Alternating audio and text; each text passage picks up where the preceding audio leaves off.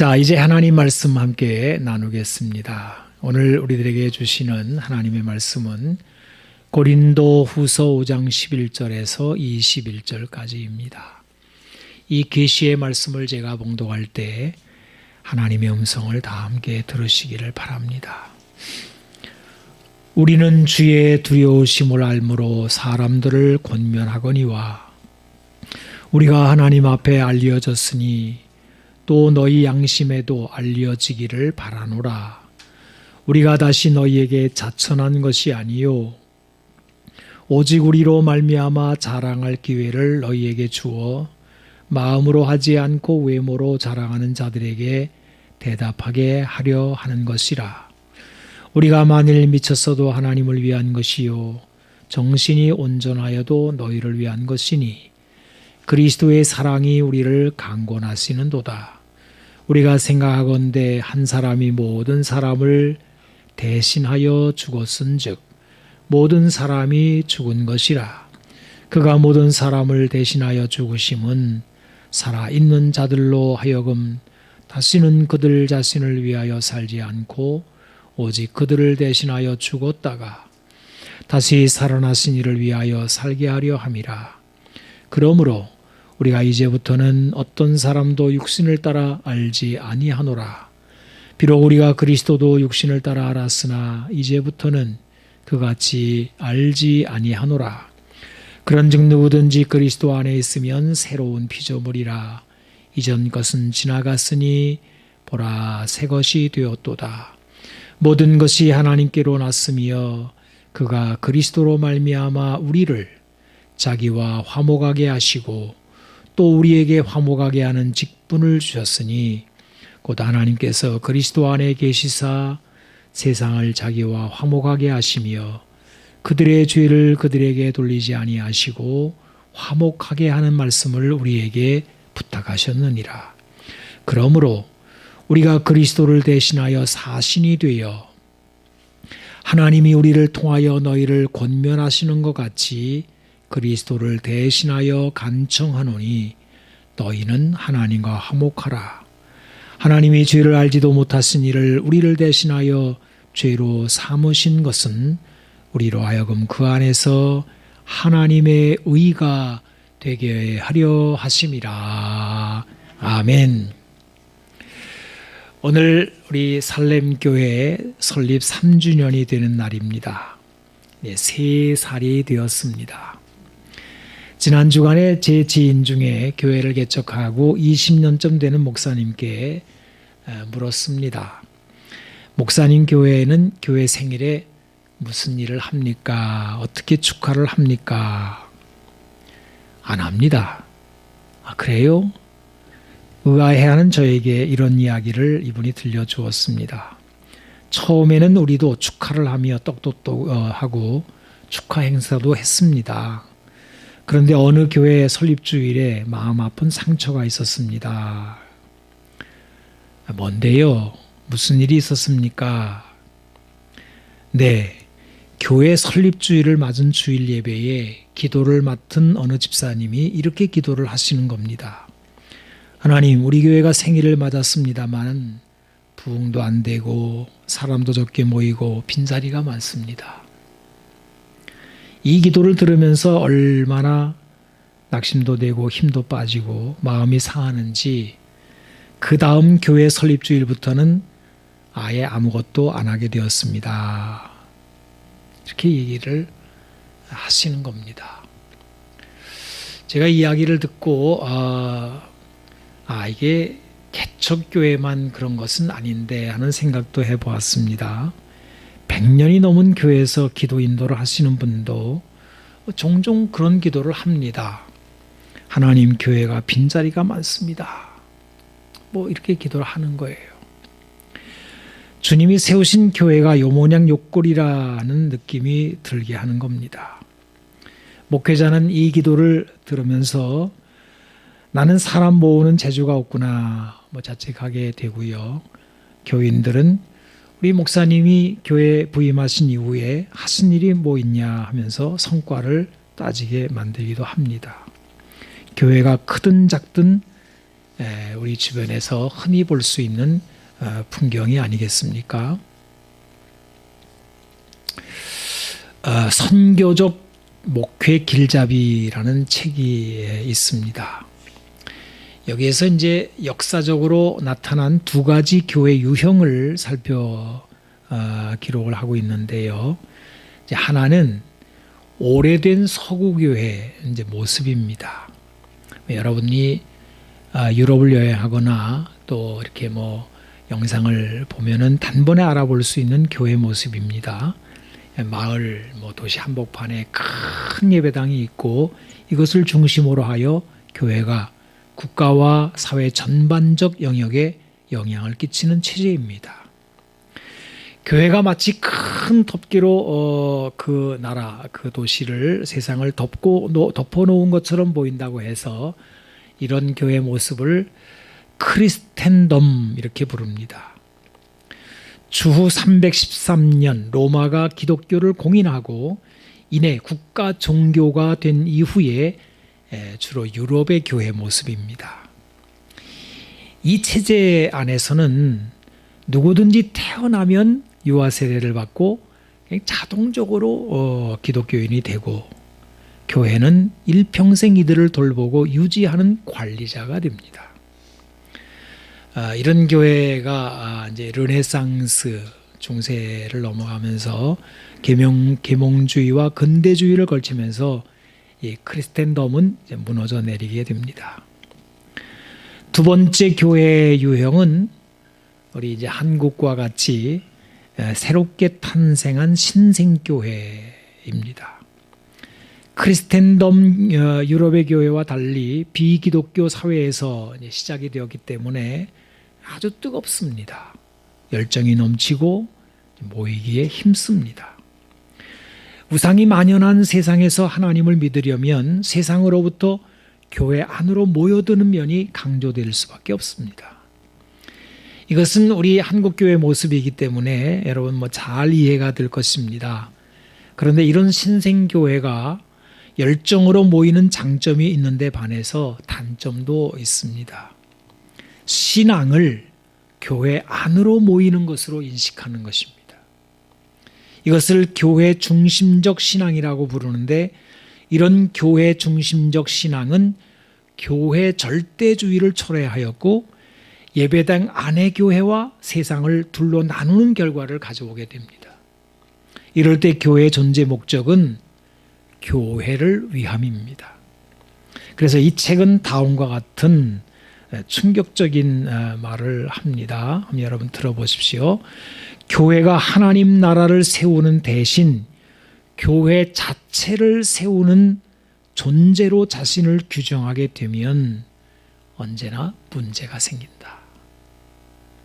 또 하나 들어보십시오. 교회가 그 자체를 목적으로 삼거나 모든 관심을 교회 자체에 집중하게 되면 교회는 더 이상 하나님의 나라의 도구가 아니라 우상이 된다. 참 충격적인 말 아닙니까? 여러분 우상 그러면 어느 다른 종교에서 금덩어리나 돌이나 나무로 이렇게 만들어서 거기다 절하는 이걸 우상이라고 생각하는데 그것만이 우상이 아니고요. 교회 역사에서 크리스텐덤이나 신생교회에서 발견되는 교회 중심주의가 하나님을 대적하는 우상이 될 수도 있다라고 하는 그런 보고입니다. 그래서 이런 교회론에 대한 이제 전환이 필요하다 이런 거지요. 교인은 물론이거니와 교회 영적 지도자인 목사님들에게도 신학적 회심이 필요하다 이렇게 말을 합니다. 신학적 회심이라는 말을 하는데요. 잘못된 신학이 회개해야 된다라는 표현입니다. 두 가지를 보여주고 있습니다. 첫 번째, 이 신학적 회심이라고 하는 것은 교회와 세상 사이의 이분법을 극복하는 것이다. 이게 둘로 나누면 안 된다는 거예요. 여러분, 이게 얼마나 중요한 말입니까? 우리가 예배당에 이렇게 나와서는 교인처럼 보이지만 내가 살아가는 세상의 삶 속에서는 전혀 다른 모습을 보일 때가 있단 말이에요. 여러분, 지금 이 자리에 여러분의 모습만이 신앙인입니까? 이 예배당 문을 나서면 신앙은 관련이 없는 것입니까?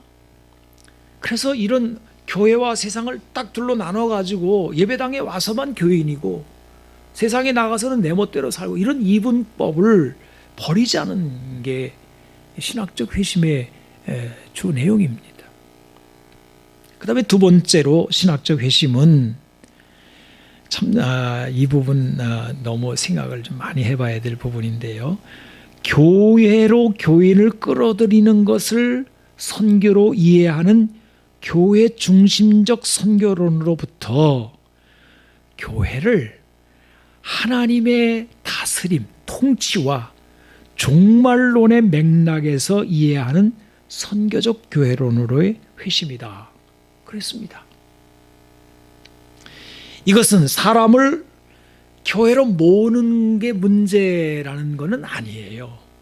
오늘 여러분 제 설교, 제가 드리는 설교를 듣고 목사님이 교회 사람 모으는 거 반대일세 그만했다고 그러시는 거 아닙니다.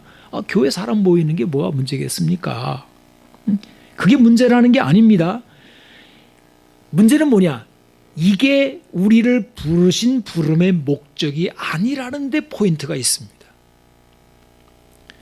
우리가 어떻게 사람들을 교회로 모을 수 있을까라는 질문 대신에 하나님께서는 우리의 이웃에게 누가 되시는지, 저 세상 사람들에게 하나님이 어떤 분이신지를 묻도록 할 일이 무엇인가, 이런 질문을 하자는 것입니다.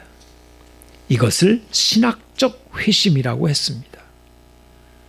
여러분, 언제나 회심이라고 할 때에는요, 뭔가가 죽어야 한다라는 것을 지금 말하는 것이 아니겠습니까? 그래서 우리가 회심했다 그러면 죄에 대해서 죽고 의에 대해서 사는 것, 이것을 회심의 핵심이라고 볼 수 있는데요. 이 책은 과감하게 이런 선포를 합니다. 반드시 죽어야 할 것이 사람들을 끌어모으려는 사고방식이다. 제가 이 글을 듣고요, 충격을 받았어요. 왜냐하면 그동안 교회가 사람들 끌어모으는 거에 최선을 다했거든요. 근데 이게 죽어야 된대. 교회가 세상에 선한 일을 하려는 이유가 그동안 어디에 많이 있었습니까? 가난한 사람들에게 빵 주고 빵 받아 먹었으니 교회 나와라, 그랬던 거 아니었습니까? 세상 사람들은요, 질색을 합니다. 내 영혼이 빵 한 조각의 값이라고 하면서 코웃음을 칩니다. 이제 우리가 아무리 물질을 나누어 주고 선한 일을 많이 해도요, 세상은 의심의 눈초리로 쳐다봅니다. 교회가 시장 논리에 머물러 있을 때 세상은 교회를 장사하는 곳으로 봅니다.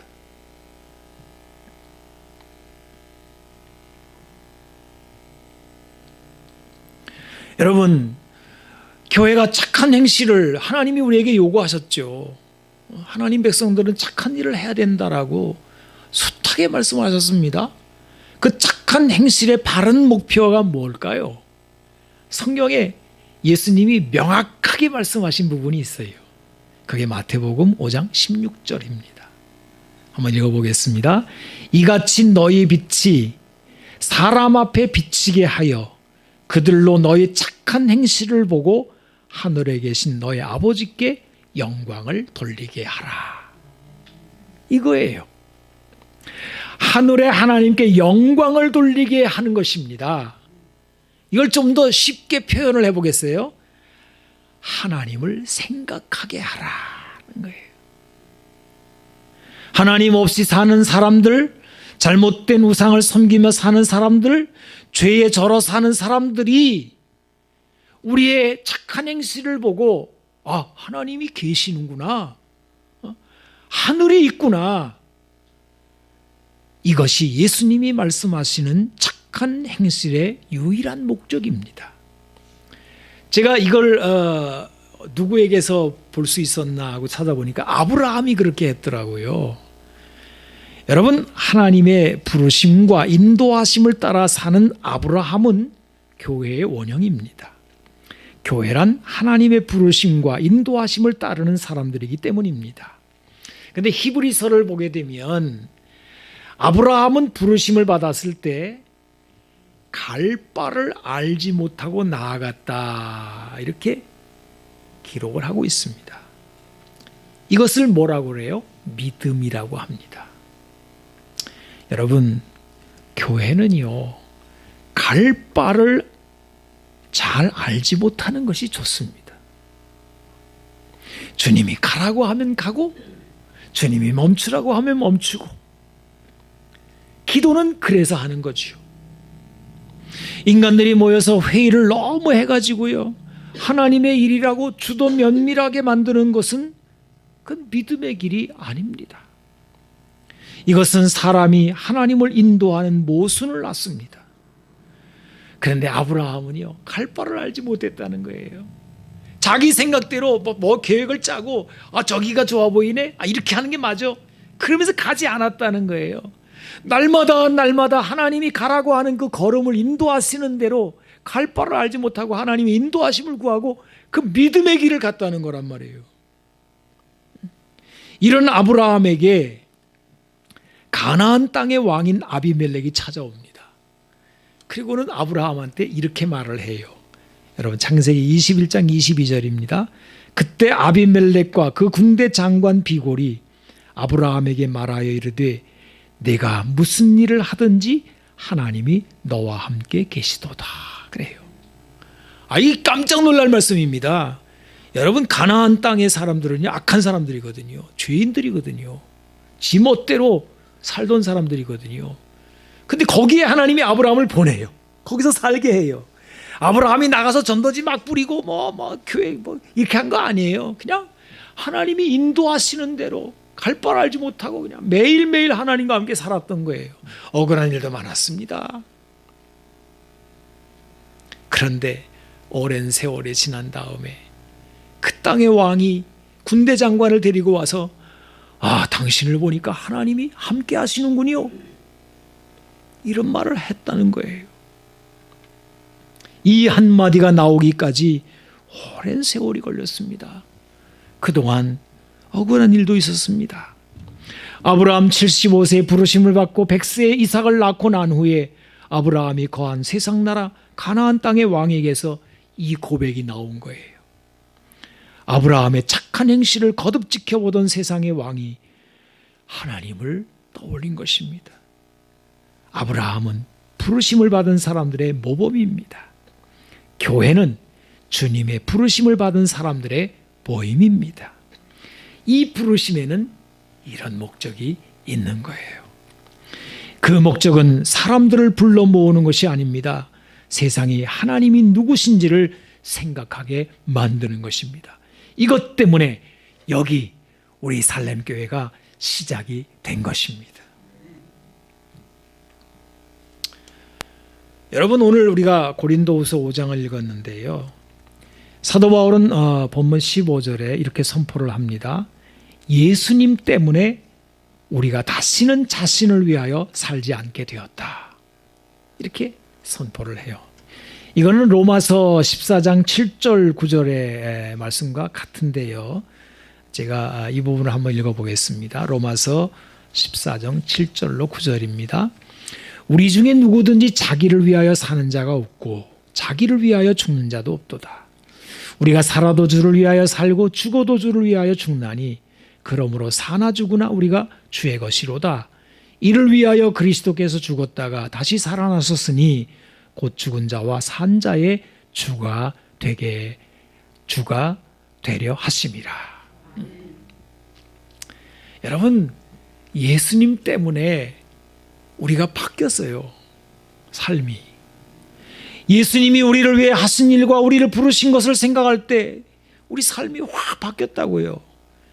이것을 본문 오늘 고린도 후서의 본문의 17절에는요 새로운 피조물이라고 칭합니다. 이 전환이 얼마나 대단한지요. 저는 이것은 영적인 코페르니쿠스 전환이라고 부르고 싶어요. 옛날 사람들은 태양이 지구를 중심으로 돈다고 생각했잖아요. 근데 관측을 해보니까 지구가 태양을 도는, 이게 확 바뀌었잖아요. 이거 바뀌기 정말 어려웠습니다. 이 사상, 이 개념 바뀌기가. 근데 우리 사람이 꼭 그래요. 모든 사람들은요 자연적으로 탄생하고 자연인은요 뭐 예외가 없어요. 다 똑같아요. 다 자기가 중심이에요. 온 세상은 나를 위해 존재한다고 생각을 해요. 그런데 그게 죽었어요. 예수님 때문에 죽었어요. 그리고 이제 주님을 위하여 사는 것이 생긴 것입니다. 주를 위하여, 이것이 주님이 부르신 사람들의 존재 목적이 되었단 말이에요. 여러분, 사도 바울은 오늘 본문 9절에서 이렇게 말을 합니다. 이제 9절 앞부분이죠. 그런즉 우리는 몸으로 있든지 떠나든지 주를 기쁘시게 하는 자 되기를 힘쓰노라 그래요. 그동안에는 나를 기쁘게 하기 위해 살았죠. 뭐 말은 그렇게 안 해도요 전부 다 보면 다 그겁니다. 나를 기쁘게 하는 거예요. 모든 행실들이 그거를 위해서 전 생애를 다 걸고 그냥 살아간 거예요. 그런데 내가 예수님을 구주로 믿고 난 다음에는 이제는 나를 위해 살지 않아요. 그게 얼마나 허망한지, 그게 얼마나 정말 욕된지 이걸 알기 때문에 더 이상 속지 않아요. 그렇게 사는 게 되는 게 아니구나. 이걸 알고 난 다음에는 이제는 확 바뀌었어요. 어떻게 바뀌었어요? 주님을 기쁘시게 하기 위하여 살아야만이 나도 살고 내 삶도 의미가 있고 이게 성공하는 삶이구나 하는 걸 알게 됐단 말이에요. 자, 그래서 주를 기쁘시게 하는 자가 삶의 대전제가 되었습니다. 자, 이 전제에서 두 가지가 펼쳐지는데요. 오늘 이제 두 가지를 이제 본문에서 이제 말씀하고 있는 것입니다. 첫째가 뭐냐? 세상을 보는 관점이 달라졌다는 거예요. 주님을 기쁘시게 하는 사람은 보는 눈의 변화가 일어난 사람이다라는 겁니다. 이것이 16절에 이렇게 나와 있습니다. 그러므로 우리가 이제부터는 어떤 사람도 육신을 따라 알지 아니하노라. 비록 우리가 그리스도도 육신을 따라 알았으나 이제부터는 그같이 알지 아니하노라 그랬어요. 여기 뭐라고 나왔습니까? 육신을 따라 아는 것이라는 말씀이 나옵니다. 12절에는 외모라는 말도 나오지요. 여러분, 예수님을 믿는 사람은요 보는 맛이 달라진 사람들입니다. 전에는요 화려한 사람, 유명한 사람이 대단한 줄 알았습니다. 그런데 예수님을 믿고 나니까 이들이 대단한 것이 아니라 지극히 작은 자가 대단하더라는 것입니다. 그 대표적인 사례로 성경은 예수님을 말하고 있어요. 여러분, 육신으로 오신 예수님은 나사렛 사람이라고 어제 칭합니다. 나사렛 사람이란 말이 요즘 우리식으로 말하면요 시골 촌놈쯤 되는 표현입니다. 그게 당시에 예수님을 업신여긴 사람들이 참 많았습니다. 경건했던 나다나엘도 나사렛 예수 그러니까요 나사렛에서 무슨 선한 것이 날 수 있느냐 이렇게 말을 해요. 나다나엘이 이 정도고요 식자들 중에는 노골적으로 개무시합니다. 그런데 하나님은 나사렛 예수를 높이셨습니다. 이것이 주님이 하신 일입니다. 그래서 마태복음 21장에 42절에 보게 되면 건축자들의 버린 돌이 모퉁이 머릿돌이 되었나니 이것이 주로 말미암아 된 것이요 우리 눈에 기이하도다. 교회인 우리의 눈이 바로 이 기이한 눈이에요. 교회의 눈은 하나님이 하시는 일을 바라보며 그것을 인정하고 놀라는 눈입니다. 여러분, 이 눈으로 우리가 바뀌었단 말이에요. 여러분들이 한번 보세요. 전에는 뭐가 좀 이게 위대해야 돼. 그거 다 훌륭해야 돼요. 그래야만 저 사람 훌륭한가 보다. 사실은 안 그럴 때가 많거든요. 또 스스로도 거울을 보면서 난 왜 이렇게 키가 작을까? 이렇게 못생겼을까? 나는 이렇게 늙을까? 이러면서 자기를 피하고 낮출 때가 많단 말이에요. 근데 예수님을 믿고 나서는 와, 하나님이 나를 정말 기가 막히게 지으셨구나. 나는 하나님의 작품이구나. 나만이 아니라 다른 사람도 그렇게 보이는 거란 말이에요. 이게 교회의 눈인 거예요. 교회의 눈은 그렇게 바뀌는 겁니다. 근데 이 눈이 이제 변질되기도 해요. 교회 안에서 바뀌기도 해요. 여러분 야고보서 제가 2장을 한번 읽어보겠는데요. 2장 1절로 6절을 보십시오. 내 형제들아 영광의 주 곧 우리 주 예수 그리스도에 대한 믿음을 너희가 가졌으니, 자, 이게 제가 아까 말한 아브라함의 믿음이지요.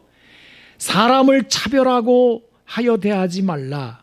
만일 너희 회당에 금가락지를 끼고 아름다운 옷을 입은 사람이 들어오고 또 남루한 옷을 입은 가난한 사람이 들어올 때 너희가 아름다운 옷을 입은 자를 눈여겨보고 말하되 여기 좋은 자리에 앉으소서 하고 또 가난한 자에게 말하되 너는 거기 서 있든지 내 발등상 아래 앉으라 하면 너희끼리 서로 차별하며 악한 생각으로 판단하는 자가 되는 것이 아니냐.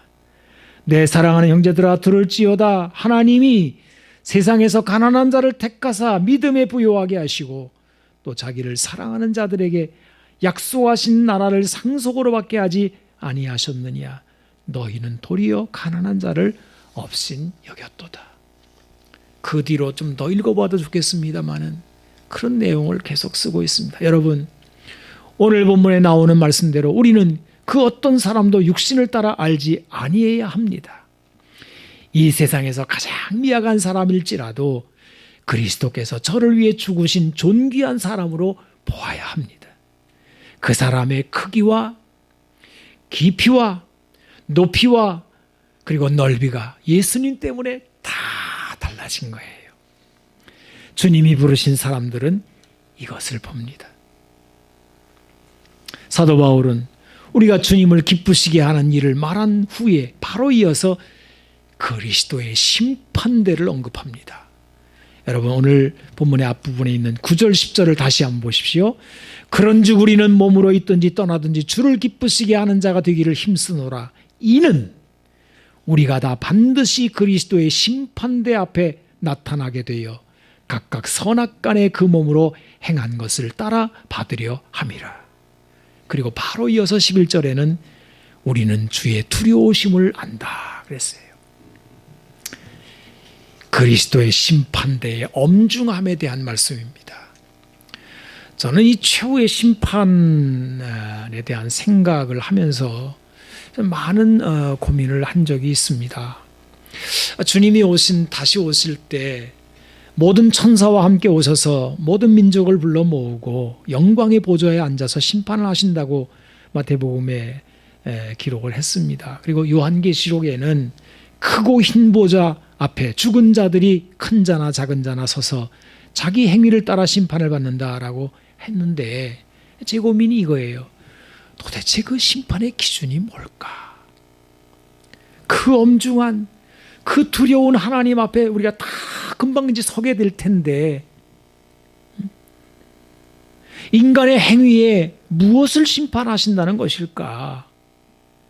우리 인간사가 얼마나 복잡하게 얽혀 있는데 어떤 걸 심판하는 것일까? 이 질문, 이 고민이었어요. 여러분, 심판하시는 주님의 기준이 무엇일까요? 오늘 사도 바울이 본문에서 그것을 밝히고 있습니다. 주님을 기쁘시게 했느냐 하는 거예요. 그리고 작은 자를 어떻게 대했느냐 하는 것이 주님을 기쁘시게 함의 중심에 있다는 것입니다. 야고보서가 이것을 중하게 다룬 이유입니다. 모든 악의 중심에는 작은 자를 멸시함에 있지 않습니까? 말하자면 교만이 만악의 근원입니다.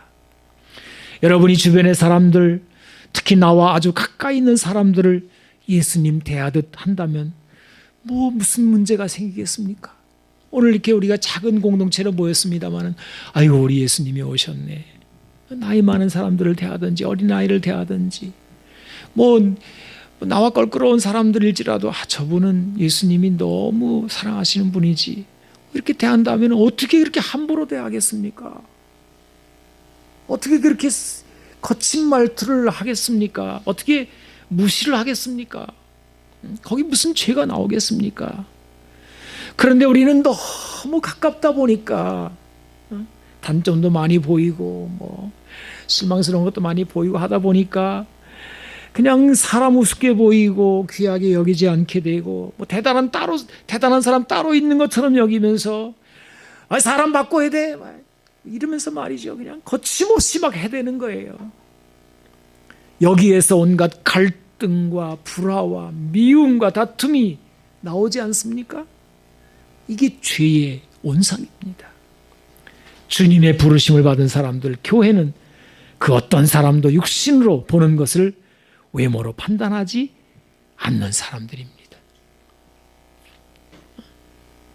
주를 기쁘시게 하는 교회의 두 번째 모습은 오늘 본문의 화목입니다. 오늘 이 화목에 대해서는 18절부터 21절까지 다루고 있는데요. 하나님은 그리스도로 말미암아 우리에게 화목하게 하는 직분을 주셨다라고 전하고 있습니다. 그리고 이 화목의 대상이 분명합니다. 여러분, 자기들끼리 좋아하는 사람들끼리의 화목이 아닙니다. 마음에 드는 사람들과의 화목이 아닙니다. 바로 세상과의 화목이고 죄 있는 자들과의 화목입니다. 19절을 한번 다시 보겠습니다. 곧 하나님께서 그리스도 안에 계시사 세상을 자기와 화목하게 하시며 그들의 죄를 그들에게 돌리지 아니하시고 화목하게 하는 말씀을 우리에게 부탁하셨느니라. 사도 바울은 자신이 이 화목을 위한 그리스도의 사신이 되었음을 밝히고 있습니다. 그래서 그리스도를 대신하여 사신이 되었다라고 말을 합니다. 사도 바울이 화목을 말할 때 스스로 화목하게 한다고 하지 않았습니다. 여러분, 이 화목은요 스스로 할 수 있는 게 아니에요. 할 수도 없습니다. 화목이라는 것은 만만한 게 아닙니다. 사실 오늘 본문의 말씀은 사도 바울 자신의 이야기입니다. 당시의 고린도 교회와 교인들과 사도 바울은 좀 심각한 갈등에 빠져 있었습니다. 이 고린도 교인들이요, 천방지축이라는 단어가 어울리는 그런 사람들이라고 하겠는데요. 얼마나 제멋대로인지 몰라요. 그래서 사도 바울이 이제 문제 하나를 해결해 놓으면 그 다음에 곧바로 막 세 가지가 더 발생을 해버립니다. 그러니까 이게 얼마나 힘이 드는지 몰라요. 여러분, 교회에 오면 훌륭한 사람들과 만나서 좋은 관계를 가질 수 있을 것이라고 그렇게 기대하고 오는 사람들이 종종 있습니다. 순진한 생각이지요. 교인들 중에는 뜻이라 하면서 화들짝 놀랄 만한 사람들도 꽤나 있습니다. 이 고린도 교인들이 얼마나 못됐는지요. 다른 것도 아니고 사도 바울의 지도력을 공격해댔어요. 사도 바울의 자격을 의심하는 말을 거침없이 쏟아냈습니다. 이게 그렇게 되면요, 이제 화목은 물 건너가는 거거든요. 저 사람을 다시 안 보면 되지 이렇게 되는 거거든요. 사도 바울이 화목을 언급하고 있지만 이것이 얼마나 어려운 일인지요. 막 울어요. 바울이 막 운다고요. 그래서 눈물의 편지를 썼다라고 하지 않습니까? 이게 교회의 아픈 모습이기도 합니다. 사도 바울이 자신을 공격해대는, 자신의 자존심을 건드린 사람들을 어떻게 화목의 세계로 인도할 수 있었을까요? 비결은 예수님입니다. 우리는 그리스도를 대신한 사신이 되었다라고 말을 해요. 여러분, 이 사신이라는 말은 대사라는 말이잖아요. 이제 우리나라도 대사들을 많이 보내놔서 대통령이 이제 취임하게 되면은 자기의 뜻을 전할 사람들을 각 나라에 이렇게 보내죠. 대사로 이제 보내게 되는데, 대사는 자기를 보낸 자의 뜻만을 펼치는 사람이 됩니다. 그래서 이제 그 보냄을 받은 나라에서 이제 일이 터지게 되면은 터질 때마다 일 처리를 어떻게 하냐면 계속 본국에다 타진을 하지요. 이제 이런 일이 벌어졌는데 어떻게 하면 될까요? 이렇게 물어요. 물어서 이제 그 이제 일을 처리하게 됩니다. 근데 만약에 대사가 자기 멋대로 일을 처리하면요, 당장의 본국에서 소환령이 떨어집니다. 그리고는 해임됩니다. 그죠? 이게 대사란 말이에요. 자신은 결정권이 없다는 것입니다. 사도 바울은 그리스도의 대사입니다.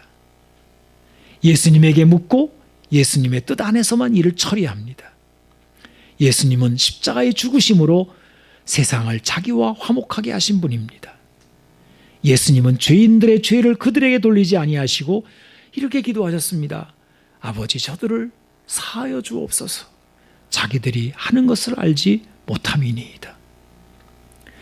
여러분, 예수님이 왜 이렇게 기도하셨는지 아십니까? 그 끔찍한 순간에도 저들의 죄를 자기에게 돌리지 않은 이유가 뭔지 아십니까? 세상을 구원하려고 작정하셨기 때문에 그렇습니다. 그리고 그분의 부르심을 받은 사람들은 그분의 사신 대사가 되어서 그분의 뜻만을 전달하는 사람이라는 거예요. 만약에 그분이 보내심을 받은 바로 교회가 그렇게 안 하게 되면 어떻게 된다는 거예요? 소환령이 떨어진다는 거예요. 그리스도의 심판대 앞에서 해임된다는 거예요. 사도 바울은 이 두려운 하나님을, 주님을 안다는 것입니다. 여러분, 화목은요, 오직 예수님 안에서만 가능합니다. 사도 바울은 반복해서 말합니다. 우리가 그리스도를 대신하여. 다시 한번 20절을 읽어보겠습니다. 그러므로 우리가 그리스도를 대신하여 사신이 되어 하나님이 우리를 통하여 너희를 권면하시는 것 같이 그리스도를 대신하여 간청하노니 너희는 하나님과 화목하라. 이것이 주님을 기쁘시게 하는 일입니다. 이것이 주님이 부르신 사람들이 사는 삶입니다. 곧 교회입니다. 사랑하는 성도 여러분, 오늘 우리가 살렘교회 설립 3주년을 맞았습니다. 저도 오랫동안 교회 이제 일을 하고 교회를 섬기고 그러면서 상함도 많고 갈등도 많고 또 좋은 일도 많았죠. 그러면서 끊임없이 물었어요. 교회가 뭔지. 교회가 뭐냐. 결국 주님의 부르심을 받은 사람들이 교회더라고요. 주님의 대사들이더라고요. 그리고 그 주님의 대사는 보는 눈이 바뀐 사람들이더라고요. 그리고 자기 뜻대로 일을 처리하는 것이 아니라 끊임없이 주님의 뜻이 무엇인가를 물어서 거기에 따라서 일을 처리하는 사람들이 곧 주님이 부르신 사람들이더라고요. 이게 교회더라는 것입니다. 이제 여러분, 우리는 교회를 위해서 기도할 때마다 기도의 내용이 이렇게 변화되면 좋겠어요. 제가 기도문을 한번 읽어보겠습니다. 주 하나님, 살렘교회가 주님을 기쁘시게 하는 교회 되기를 원합니다. 교회가 갈 바를 몰라도 주님의 인도하심을 따르는 믿음이 깊어지게 하옵소서. 우리가 추구하는 선한 일들을 통하여 우리의 세상 이웃들이 하나님께 관심하며 하나님을 두려워하며 하나님의 그 큰 사랑이 자기들 목전에 와 있음을 고백할 수 있도록 우리 살렘교회를 사용하여 주시옵소서. 우리의 눈을 새롭게 하사 지극히 작은 자가 주 안에서 얼마나 존귀한 자인지를 깨달아 알 수 있게 하여 주시옵소서. 나의 자존심을 칼같이 찌르고 들어온 사람들을 대하여는 주님의 사신이 되어 내 맘대로 정죄하고 비판하지 않게 하시고 화목을 이룰 수 있도록 성령이여 도와주시옵소서. 이렇게 기도하는 것입니다. 여러분, 걱정이 많을 거예요. 저도 걱정이 많으니까요. 이 교회를 세우자마자 우리 코로나 만났거든요. 그래가지고 이게 얼마나 마음이 고민이 깊은지요. 이 교회가 이거 어떻게 하면 좋겠나 생각이 드는데요. 아브라함이 가나안 땅을 향해 들어갔을 때 기근을 만난 그 심정이 아닐까 싶습니다. 예. 아브라함 얘기를 전에도 제가 설교를 여러 번 했습니다마는 가나안 땅을 그냥 쑥 지나가 버리잖아요. 여기가 아닌가 봐. 하나님이 보내셨는데 아닌가 봐 할 정도로 헷갈렸어요.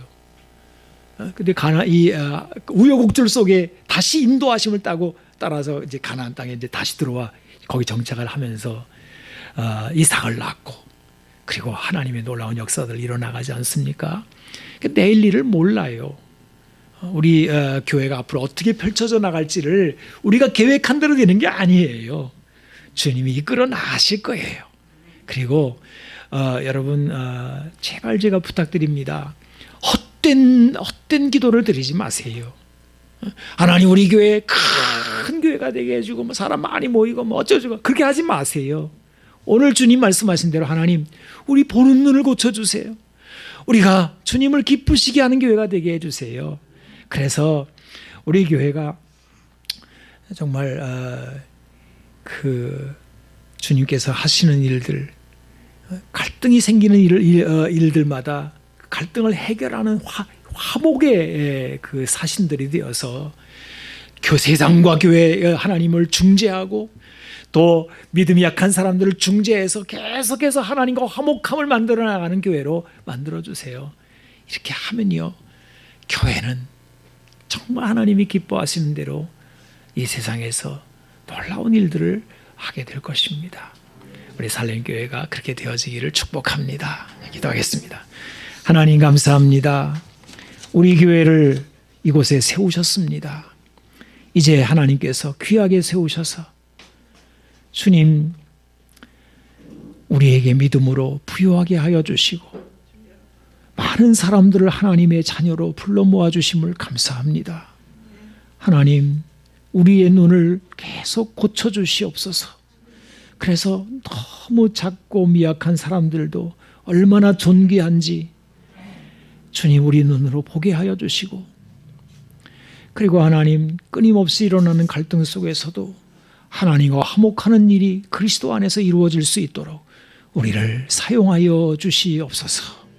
예수님의 이름으로 기도드립니다. 아멘. 아멘.